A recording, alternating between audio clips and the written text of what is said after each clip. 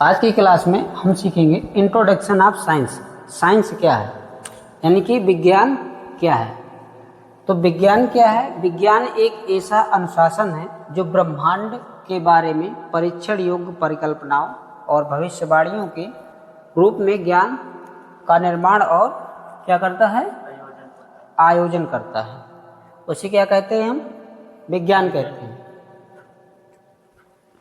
विज्ञान किसे कहते हैं कि विज्ञान की परिभाषा क्या है? किसी भी विषय के सुव्यवस्थित, सुसंगठित एवं क्रमबद्ध ज्ञान के अध्ययन को क्या कहते हैं? विज्ञान कहते हैं।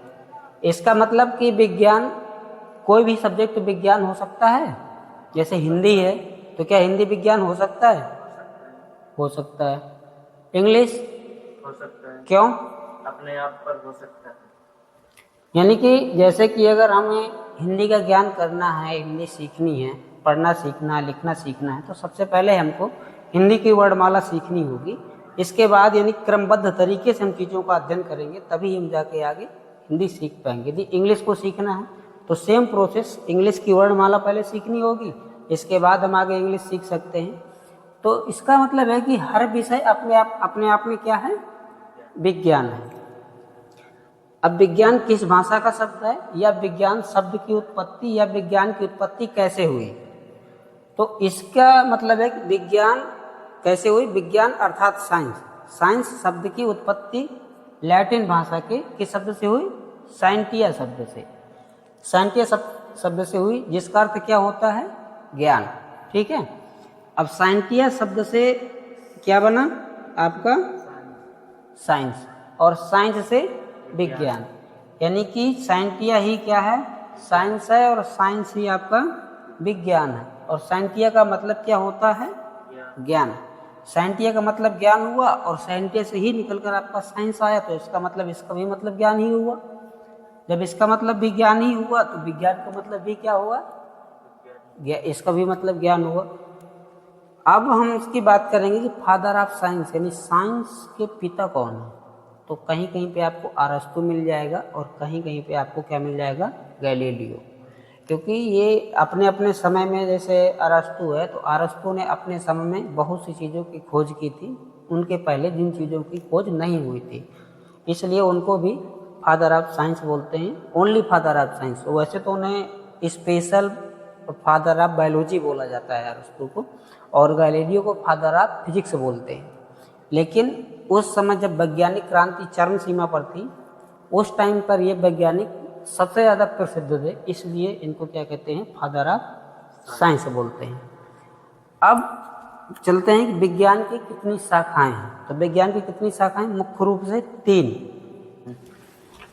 विज्ञान की कितनी शाखाएं हैं? विज्ञान की 3 शाखाएं। कौन कौन सी? फिजिक्स, केमिस्ट्री और बायोलॉजी। अब पहले चलते हैं फिजिक्स, यानी भौतिक विज्ञान। भौतिक विज्ञान क्या है? विज्ञान की वह शाखा जिसके अंतर्गत प्रकृति घटनाओं के भौतिक स्वरूप का क्रमबद्ध अध्ययन किया जाता है, उसे क्या कहते हैं? भौतिक विज्ञान कहा जाता है। यानी भौतिक मतलब जो चीज़ें हमें दिखाई दे रही, जो हमारे वर्तमान समय में, मतलब वो प्रेजेंट टाइम में जो चीज़ें घटती हैं, जो हमें दिखाई दे रही हैं, वो सारी चीज़ें क्या हैं? भौतिक हैं। भौतिक विज्ञान के जनक यानी फादर ऑफ फिजिक्स कौन है? तो इसमें आपको 3 वैज्ञानिक मिल जाएंगे। आपको गैलीलियो मिल जाएगा, आइजैक न्यूटन मिल जाएगा, अल्बर्ट आइंस्टाइन मिल जाएगा। अब ये तीनों अलग अलग क्यों हैं इसमें? क्योंकि फादर तो एक होना चाहिए, लेकिन ये 3 क्यों हैं? एक अपने अपने कार्य के आधार पर और अपने अपने समय के आधार पर इनको फादर ऑफ फिजिक्स यानी भौतिक विज्ञान का पिता कहा गया है।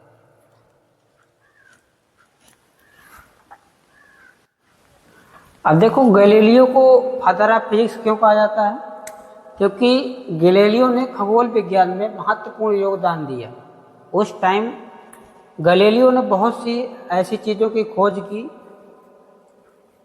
बहुत सी ऐसे आकाशीय पिंडों की खोज की जो उस टाइम के लोग बिल्कुल अज्ञान थे उन सब चीज़ों से, और वैज्ञानिक क्रांति में महत्वपूर्ण भूमिका निभाने के कारण इन्हें भी क्या कहा जाने लगा? फादर ऑफ फिजिक्स कहा जाने लगा। और न्यूटन को फादर ऑफ फिजिक्स क्यों कहते हैं? खासकर न्यूटन ने गति के नियम दिए। गति के नियम दिए और उनके सार्वभौमिक गुरुत्वाकर्षण के सिद्धांतों के प्रतिपादन के कारण उन्हें भी फादर ऑफ फिजिक्स कहते हैं।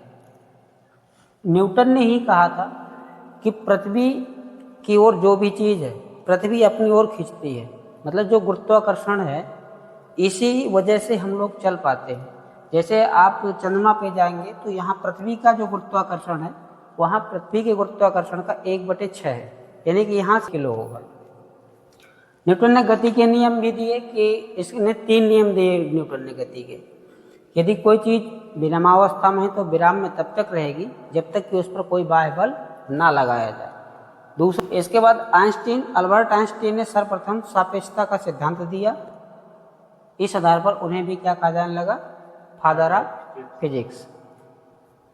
अब चलते हैं केमिस्ट्री, यानी केमिस्ट्री यानी रसायन विज्ञान।